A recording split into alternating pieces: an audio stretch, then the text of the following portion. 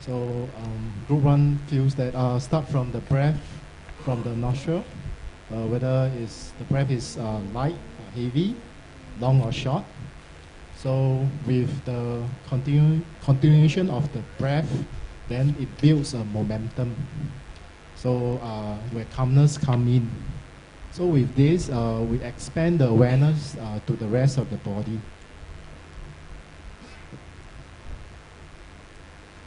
For part 2, the calm the body formation while breathing in and out. So if a yogi notice body is tense, then focuses back to the breath. Whether the breath is it heavy, light, long or short. Yeah. Can I ask a question? The first part, you said about experiencing the whole body. What do you mean by that? What do you mean by experiencing the whole body? Can you turn around, please?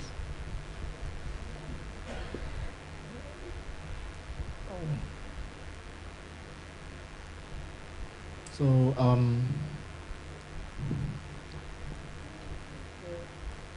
how do you experience the whole body? Through the breath first. The concentration actually comes from the breath. So when the breath is subtle, then we'll start to notice actually I mean just now during my meditation sit, so I noticed that there's tensions in the body after the breathing in and out get settled down. So start to experience there's tension in my shoulder. So again, I look at where's the tension, and then again the focus is back to the breath. That the breath is very heavy with this tension of my shoulder. So actually, by then is 30 minutes is up. So I guess that I will focus on this portion. Okay, continue. so when you're talking about experiencing the whole body, it means bodily sensations, is it? Yes. Obvious bodily sensations. Correct. Okay, thank you. Okay, anyone else want to share? I'm sure that there are many people here with different views. Because we were discussing about this point in our group just now, how we define experiencing of a whole body. In fact, the sutta said experiencing the whole body, then I train myself to breathe in and breathe out. So the experiencing of the body come first, if according to the sutta. This is how I understand, anyway. So, so it's not necessary for me to come the breath first, then only come to aware of the whole body. In fact, it will be maybe much easier to aware of the whole body, experiencing the whole body, then aware of the breath, maybe at the same time, or maybe after next. Because we can, just now we were talking about we can simultaneously, for example, when I'm talking to you, I can also aware of my body while I'm talking to you. So it can do at the same time. And just now we had a very interesting discussion because someone said when she's sitting there, pay attention to the breath. At the same time, she also can hear the sound. She also can feel the wind blowing on her skin. So whether by paying attention to the sound can be considered as experiencing the whole body. So, someone in our group said, no, the experiencing the whole body should only limited to the bodily sensation, but not to the sound. And some do not agree with that because they said to experiencing the sound is hit the eardrum. The eardrum is in the body, so it's also it also can be considered as experiencing the whole body. So in this case, there is no boundary. I mean, whatever. If I like to say, experience by your five senses door, this can be considered as one of the door to experiencing the body. So in this case, there is no what we call very clear target to do this meditation, because you can pay attention to your whole bodily sensation, to your five senses door. At the same time, you can pay attention to the breath. So this is my interpretation anyway. So you can do some sort like choices awareness, and come to the second part, coming the bodily formation. Because the bodily formation, I think all of the members in our group agree that the bodily formation refer to like, because when we're talking about mental formation, the sankhara, it refers to the mental state. So when it comes to the bodily formation, it maybe refer to the four great elements, wherever that you can refer to in your body. For example, tensions, so we come to a conclusion that coming the bodily formation means to make our body at ease, relax.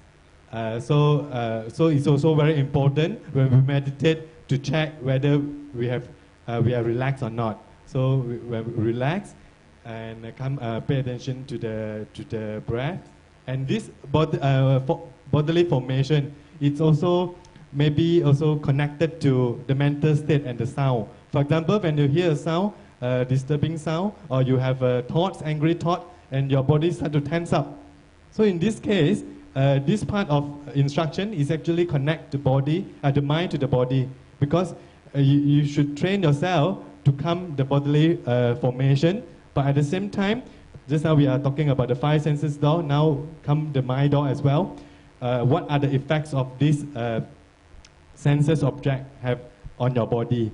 And we should train ourselves to relax on whatever that we are experiencing. Okay, I thought I'll give an alternative viewpoint, which is more from the traditional Anapana practice. Okay, now the first tetra of the Anapana talks about being aware of the in-breath and out-breath. So it's basically in, out, in, out. The definition of the whole body refers to the beginning, the middle and end of the in-breath, and the beginning and end of the out-breath. That will be the other understanding of whole body. As far as the body formations is concerned, again, back to the traditional Anapana practice, is here we are talking about the relationship between the breath and the mind. So the bodily formation here refers to the mental body. All right? Now, after a while, when you watch the breath, you find the breath becomes more subtle. Right? As you may continue to watch the breath that becomes more subtle, you find that it also has an effect on the mind. You find that there's an increase in the mindfulness. The mind is able to watch the breath better, closer. So there's a building up of concentration as well, or leading to samadhi, however you term it. And after a while, you find that because of this interrelationship, when the breath becomes more subtle, the mind also becomes more subtle. There's another layer after that, or another layer after that, is that after a while, when you're more skillful with the mind, you can actually plant a thought or intention. As I breathe in, I'll calm down the mind. As I breathe out, I will calm down the mind. So that is coming down the body formation, i.e. the mental body. Okay, let's see what the Buddha says. Okay, what is experiencing the whole body? Definitions in the suttas and the commentaries, based on Anapanasati Sutta, Majjhima Nikaya 118, in the Visuddhimagga, and the Mahavibhasha, which is a Sarvastivadin Abhidhamma text commentary. It's actually from the Chinese. So, first of all, let us ask, what is the whole body? According to Anapanasati Sutta, Majjhima Nikaya 118, here the Buddha says, because in Anapanasati Sutta, the Buddha said that by practicing all these 16 steps of Anapanasati, of which only 4 is found in Kayanupasana, in Satipaṭṭhāna, there are another 3 more tetras to be found.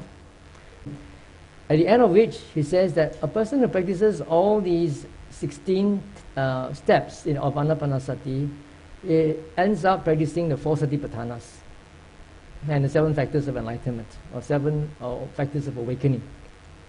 And then he went on to explain how is it that when one is practicing Anapanasati, one is also practicing Kayanupasana, or Vedananupasana, Chittanupasana, and Dhammanupasana. When it comes to the first one, Kayanupasana, he says, Kayesu anyat kayanyatrahang bhikkhave evam vadami yadidang asasa pasasa. Translated into English, this means, among bodies, monks, this is the body, I say, namely in-breath and out-breath. So those people who advocate that experiencing the whole body means experiencing the whole breath body from the beginning, middle to the end has got some backing behind them. They've got some canonical evidence to show that they are doing it according to the suttas. And this is also the view of the Patisabhinda Magga, which is a very, very late canonical text attributed to Bhante Sariputta. And based on this Patisambhida Magga, Visuddhimagga, which was written around 430 CE of the Common Era, he says, in the explanation on experiencing the whole body, Visuddhimagga says, he trains, I shall breathe in, making known, making clear the beginning, middle and end of the entire body of the in-breath. And the thing is repeated for the out-breath. But you look at the date in which Visuddhimagga was composed, which is about the year 430 in the Common Era. And look at this from the Mahavibhasa, which is composed much earlier, right? 150 CE. So 430 minus 150, what do you get? 280, is it? Okay, about 280 years earlier. And what he says is, when mindfulness of breathing is not yet accomplished, one observes in and out breath as entering and getting out by the nose. Okay? When mindfulness of breathing is accomplished, one observes breath as entering and getting out through all the pores of the body, which is like a lotus root. And this is very reminiscent of what Ajahn Thanissaro talks about in his lectures on Anapanasati. His teacher, Ajahn Lee Damadaro and Ajahn Fuang, teaches this method of being literally aware of breathing through the pores, not just through your nostrils. Initially, you are aware of breathing through the nose, in whichever way that is manifested. Then later on, you deliberately train your mind to be aware of breathing through other parts of the body. Now, I want to describe an experience by one of my yogis. She does not know about this. She was doing Anapana, and then she told me one day during an interview, she said, Bhante, I wonder whether this is really true. Am I really experiencing this or not? She said that when I was practicing this Anapana, and then the breath got very subtle. And then I began to see that, I could not really find my breathing at the nose anymore. I would feel that I was still breathing, but I was breathing through my pores. Now, is that really true? Or is that just a hallucination or imagination? You see? So, it is possible. It is not impossible. And because it is possible, that's why people write about it. And these commentators, they write not only out of scholarly knowledge. The Abhidhamma text actually grew out of textual analysis as well as practice, both. Okay, so this is what the breath body is, or rather, what does the whole body means. Actually, it depends on which you want to, how you want to do it and how it feels like to you. If you feel that by watching the breath from the beginning to the end, like what the Visuddhimagga recommends, it helps you to become more composed and sharper and have clarity of mind, then go ahead and do it. If your breath at the nostrils becomes so subtle that you cannot really feel it, you might want to explore to see where the breath can be felt in other parts of the body. Then there's also another school of thought, Ajahn Brahm, who says that you don't really need to watch the breath at the particular spot. Because according to the Visuddhimagga, they give the simile of the saw, right? When the teeth of the saw goes over a piece of wood, only one or two pieces will be touching. Right? The rest are all going back and forth, and only one or few pieces will be touching in contact with the piece of wood. In the same way, according to the Visuddhimagga, you're supposed to place your attention at your upper lip or at the tip of the nose and feel the air going in and out there, from the beginning, the middle, and the end. You're not supposed to follow it inside in your body and outside the body. Although there are some traditions in Burma and in Thailand which encourage or allow their students to start off by following the breath from the beginning, that means from the entrance to the chest to the abdomen, and then from the abdomen to the chest and out again through the nostrils. And then when the mind settles down, then they narrow their focus to just one spot. Ajahn Brahm says it's not even necessary to do that. You can actually just be aware that you are breathing wherever you feel it. Now, it don't have to be at the nostrils or on the chest. The Mahasi technique encourages you to watch the breathing at the abdomen, the rising and falling movements of the abdomen, which are also connected to the breath. So obviously it works for different people. Now that's why we are meditation teachers who teach various techniques. And whatever works for them, they teach. And you go follow them, it works for you, then it's good, you follow them. If it doesn't work for you, try another technique until you get the right one. So it's not really very healthy to go around saying this is right and that is wrong. As long as it works for you, the most important thing is whether you gain composure and clarity of mind. All right? Okay, let's go on to look at what is calming the bodily formation. Definitions in the suttas according to Chula Vedala Sutta, Majjhima Nikaya 144, and Dutiya Kama Bhu Sutta, Samyutta Nikaya 41.6, and Rahogata Sutta, Samyutta Nikaya 36.11. Chula Vedala Sutta is about this bhikkhuni, Gamadina, and the Upasaka Visakha. And in this sutta, the Upasaka Visakha asked the bhikkhuni Dhammadina a couple of questions. He asked about the three types of formations. First one is Kaya Sankhara, bodily formation. Then he talks about Vaci Sankhara, verbal formation. And the third one is Chitta Sankhara, mental formation. All right? And he asked her, what is Kaya Sankhara, what is Vedana Sankhara, what is Vaci Sankhara, and what is Chitta Sankhara? And then she answered, Asasa pasasa ko avuso visakha Kaya Sankharo. In breath and out breath, friend visakha is bodily formation. And what is verbal formation? Vitaka vichara, thought and evaluation. And what is Chitta Sankhara? What is mental formation? Sanya and Vedana, perception and feeling. This can also be found in Dutiya Kama Bhu Sutta, where the Buddha himself explained to a layperson that Kaya Sankhara means the in-breath and out-breath. Okay? So now we have a sort of a dilemma. You have a dilemma in a sense that earlier on we say Sabba Kaya Padisamvedi, experiencing the whole body, I shall breathe in, I shall breathe out, right or not? And after that, calming the bodily formation, I shall breathe in, I shall breathe out. Now if bodily formation refers to the breath, body, then why don't you use the same word up there? Experiencing bodily formation rather than experiencing the whole body.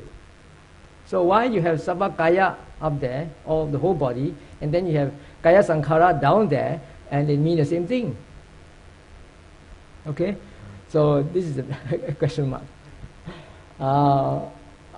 If you look at the tetrad, the third tetrad of the Anapanasati Sutta, Look at this one. Citta sankhara padisangvedi asasi samiti sikkati. Citta sankhara padisangvedi pasasi samiti sikkati. Pasambayang citta sankharam asasi samiti sikkati. Pasambayang citta sankharam pasasi samiti sikkati. Okay, this one is the equivalent. Instead of kaya sankhara, is citta sankhara. Now this is another tetrad. Experiencing the mental formations, I shall breathe in. He trains. Experiencing the mental formations, I shall breathe out. He trains. Calming the mental formations, I shall breathe in. He trains. Calming the mental formations, I shall breathe out. He trains. Right? Now in this tetrad, it is very clear that citta sankhara is repeated twice. You can see or not?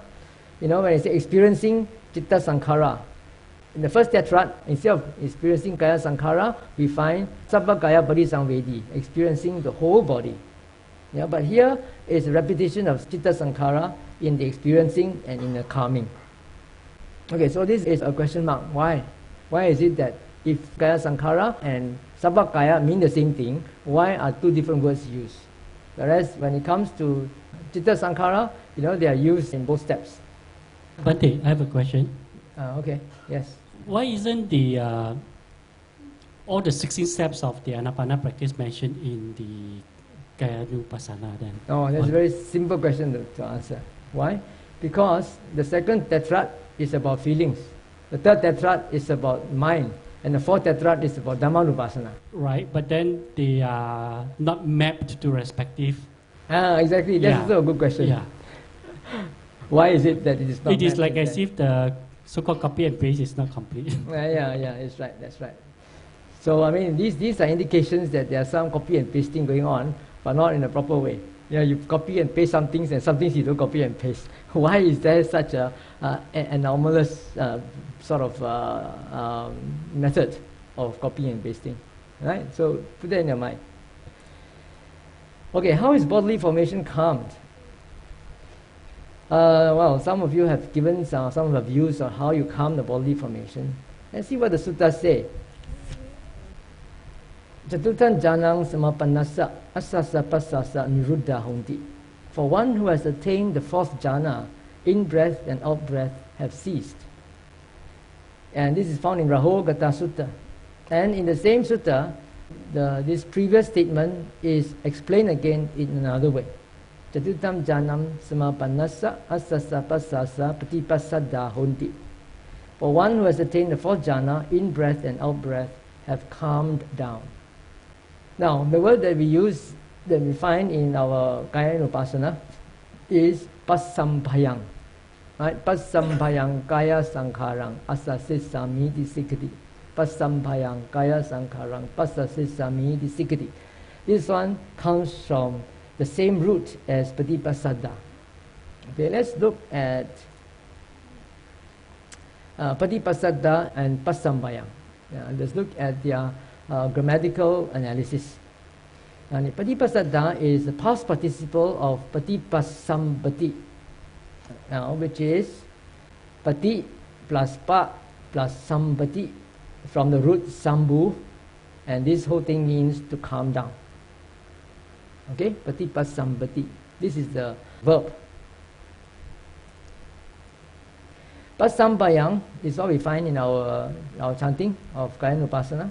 Pasampayang is the same as pasambayanto. It's a different form. It is a present participle of the causative of pasambati. Okay, how is it formed? It is pa plus sambati, which means to calm. This is not the causative. This one, the next one is the causative. To make calm. All right.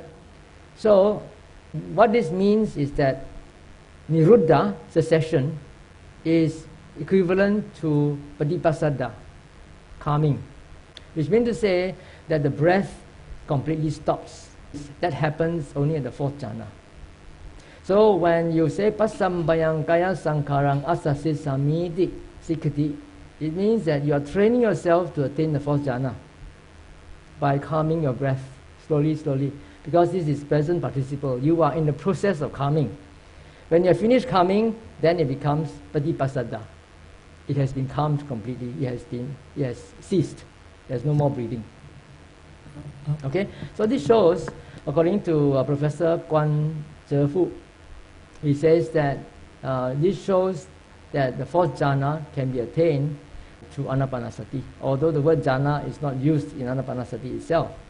But it is found in another sutta in the Samyutta Nikaya under Anapanasati Samyutta, where the Buddha says that there are many great fruits and benefits of practicing some anapanasati, and then anapanasati as well as anapanasati samadhi. And he lists the whole range of benefits starting from the first jhana, until the fourth jhana, and then the first ayatana, arupas, until the fourth arupa, until nirodha samapatti, and until the destruction of the cankerous. Right? So by practicing anapanasati, you can get everything. Okay, so much for this. Bhante, I have another question. Yes. When we talk about calmness in in the context of anapana, right? Doesn't it also imply that there can be different levels of the calmness, different degrees of the calmness? Yeah. So accumulating in, for example, the fourth jhana. Yes. Yeah. Yes. So when we talked about just now, citta sankhara, vasambayang citta sankharang asasi samiti. When you talk about citta sankhara, it refers to sanya and vedana, right? To perception and feeling. And calming perception and feeling means you are training yourself to attain the cessation of feeling and perception, which is nirodha samapatti. Right? Through anapanasati, you can also attain to nirodha samapatti. Yeah. Okay.